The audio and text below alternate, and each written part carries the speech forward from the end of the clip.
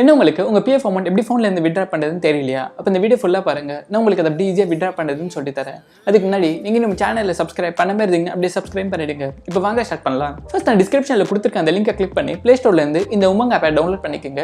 இப்போ இதை ஓபன் பண்ணுங்க. இப்போ லொகேஷன் பர்மிஷன்லாம் கேட்கும், அதெல்லாம் அலோவ் பண்ணுங்க. பண்ணிட்டு ஹோம் பேஜ்க்கு வாங்க. இங்க மேல ப்ரொஃபைல் சிம்பிள் இருக்கும், அதை கிளிக் பண்ணுங்க. இப்போ இங்க கெட் ஸ்டார்டட் கொடுங்க.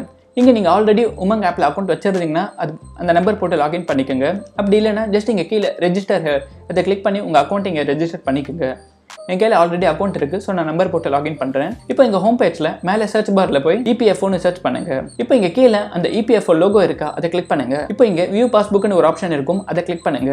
இப்போ உங்கள் UIN நம்பர் என்டர் பண்ணுங்க, பண்ணிட்டு சப்மிட் கொடுங்க. இப்போ உங்கள் UINோட பாஸ்வேர்டு கேட்கும், அதை என்டர் பண்ணுங்க, அதுவும் பண்ணிட்டு சப்மிட் கொடுங்க. இப்போ நீங்கள் ஒர்க் பண்ண அந்த லிஸ்ட் ஆஃப் கம்பெனிஸ்லாம் இங்கே ஷோ ஆகும். இதில் இப்போ நீங்கள் கரண்ட்டாக ஒர்க் பண்ணுற கம்பெனியோட அமௌண்ட் தான் எடுக்க முடியும். ப்ரீவியஸ் கம்பெனியோட அமௌண்ட் வந்து நீங்கள் வித்ட்ரா பண்ண முடியாது. அப்படி நீங்கள் ப்ரீவியஸ் கம்பெனியோட அமௌண்ட் வித்ட்ரா பண்ணணும்னா அதை கரண்ட் கம்பெனிக்கு ட்ரான்ஸ்ஃபர் பண்ணணும். அப்படி பண்ணால் தான் நீங்கள் அந்த அமௌண்ட் வந்து வித்ட்ரா பண்ண முடியும். அது எப்படி பண்றது தெரியலனா நான் மேல ஐ பட்டன் அண்ட் கீழ டிஸ்கிரிப்ஷன்ல வீடியோ கொடுக்குறேன், அதை செக் பண்ணி பாருங்க. இப்போ நான் கரண்ட் கம்பெனியை செலக்ட் பண்றேன். பாருங்க இதுல எம்ப்ளாயி அண்ட் எம்ப்ளாயி ஷேர்னு ரெண்டு இருக்கும்.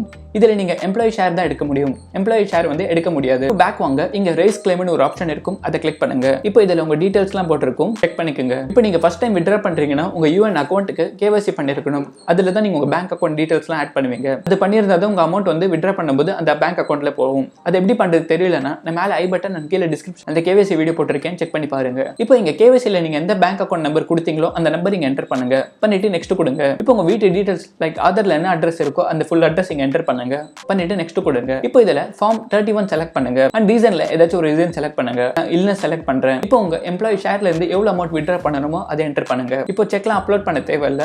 சோ கீழே அந்த ரெண்டு செக் பாக்ஸை டிக் பண்ணுங்க, பண்ணிட்டு கீழே ஆதார் OTP கொடுங்க. உங்க ஆதார் ரெஜிஸ்டர் நம்பருக்கு ஒரு OTP வரும், அதை என்டர் பண்ணுங்க, பண்ணிட்டு சப்மிட் கொடுங்க.